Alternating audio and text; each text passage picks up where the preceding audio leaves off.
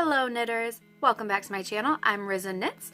If you're new here, please take a moment really quickly and make sure you hit that subscribe button down below. This week's Tutorial Tuesday series, we're going to start a segment on brioche. I decided to break down the segment on brioche into a couple of weeks. That way you can build on each layer of the process a bit at a time. If you've ever taken a class with me in person, you know I will always tell you we are going to take it one step at a time. Do not get ahead of yourself. When you start to get ahead of yourself, you can get frustrated, you feel like you're not taking it all in, and I just feel like it's not really an effective way of learning. With that being said, I highly recommend taking an in-person class if you have the opportunity, whether it's with me or another knitting instructor at your local yarn store. There is no replacement for one-on-one instruction when it comes to knitting, and I will try my best to translate my teaching techniques in these videos. Without further ado, let's get into the brioche knit stitch. To begin, I've cast on an even number of stitches, and I'm going to slide them down to my other needle. If I was using double pointed needles, I would slide them down to the other end so that the tail of my cast on was on the wrong end. Next, I'm going to join my contrasting color. I will join just by knitting the first stitch with this new color. And for the first half of this setup row, I will be knitting Continental style with the yarn held in my left hand. For the second half of the stitches, I will knit English style with the yarn held in my right hand. I'll be knitting the first and last stitch of every row to create a selvage edge. I'm going to start the pattern with a knit 1, bring my yarn forward, slip my next stitch purlwise, while also bringing my yarn to the back. What this does is create a cross over top of that slipped stitch. When I knit the next stitch, this will be locked in place. So to begin the repeat, it's knit 1, bring your yarn forward, slip 1, yarn over, knit 1,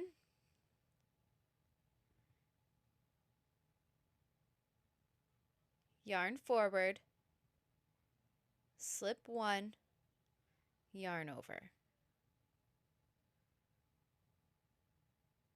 knit 1, yarn forward, slip 1, yarn over.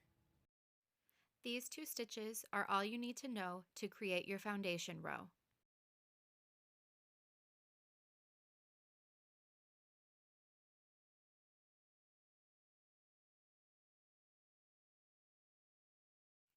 Next, I will show you how to do these same 2 stitches, but in English style, holding the yarn in your right hand. Knit 1, and you can see here that crossover of the slip 1 yarn over on the previous stitch. How we do that is we bring our yarn forward, we slip the next stitch, and as we knit the following stitch, our yarn naturally crosses over that slipped stitch, creating the slipped 1 yarn over. So again, bring your yarn forward, slip 1 purlwise, and knit your next stitch, automatically creating a yarn over your slipped stitch. Yarn forward, slip 1, knit 1.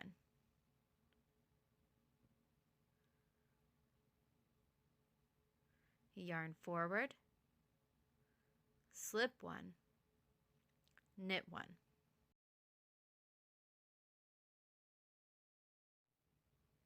Knit the final stitch of your swatch to create that selvage edge. This won't always be included in your patterns, but for the sake of our learning process here, it just simplifies things a bit. Now let's examine our stitches together. We've got knit 1s and slip 1 yarn overs. So let's look at how those really look on top of our needles. I want you to be really familiar. So as you can see here, when you've got a slip 1 yarn over, the yarn begins on one side of the stitch and ends on the other. That yarn over crosses over the slipped stitch. Then we have a knit 1, another slip 1 yarn over, a knit 1, a slip-one yarn over. So all of those slip-one yarn overs have a partner, and our knit ones do not. You want to become really familiar with the look of those stitches, because on our next row, if you see a stitch come up on your needle that has a partner, has that yarn over, you'll know that that stitch needs to be knit together with its yarn over. If it doesn't have a yarn over, then you will want to slip it and give it a yarn over. I want you to notice that both of our yarn colors were on the same end of our needle. Whenever that happens, you always use your main color for that row. If my colors were on opposite ends of the needle, then I would start with my contrasting color and work it towards the end that has my main color. We'll start with a knit one for that selvage edge, and you'll see we have a single stitch here. So we know we need to slip this stitch and give it a yarn over. Next, we're going to knit the stitch together with its yarn over, and that's called the brioche knit stitch, or BRK. Bring your yarn forward, slip one yarn over, and brioche knit. That just means you're going to knit the stitch together with its yarn over. It's essentially the same thing we were doing on our setup row, only now those stitches have yarn overs that you need to knit together with them. So we do a slip one yarn over, brioche knit, yarn forward, slip one yarn over, brioche knit, yarn forward, slip one yarn over, brioche knit. Now for my English knitters, I'm going to switch on over to my right hand and show you how those stitches look a little differently when you're knitting with the yarn in your right hand. Move my ball over, helps me keep things straight. Wrap my hand for tension. And as you can see here, I just completed a slip one yarn over, and the next knit stitch on my needle has a yarn over. So I know that that needs to be knit together as a BRK, or a brioche knit stitch. Bring my yarn forward, slip one, BRK. And as I knit that BRK, my yarn automatically crosses over that previous slipped stitch. Yarn forward, slip one, brioche knit. Yarn forward, slip one,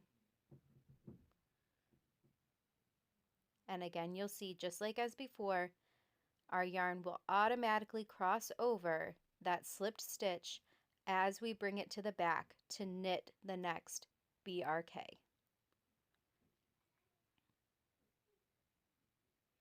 See that cross there? So we knit those together, bring our yarn forward, slip one, and I will knit this final stitch for our selvage edge to hold everything in place. One more time, let's take a look at the stitches on the needles, and you might be thinking, Cassandra, this does not look like brioche, but you just have to trust that these first couple of rows are doing what they're supposed to and getting you set up for that lofty, luscious brioche stitch to show up. But right now, I know it really doesn't look like much of anything. All you're looking for at this point is that you've got alternating single stitches and slipped stitches with their yarn over crossing them. Now you'll also notice our main color is on one end of our stitches while our contrasting color is on the other. This will be important when we pick up next week.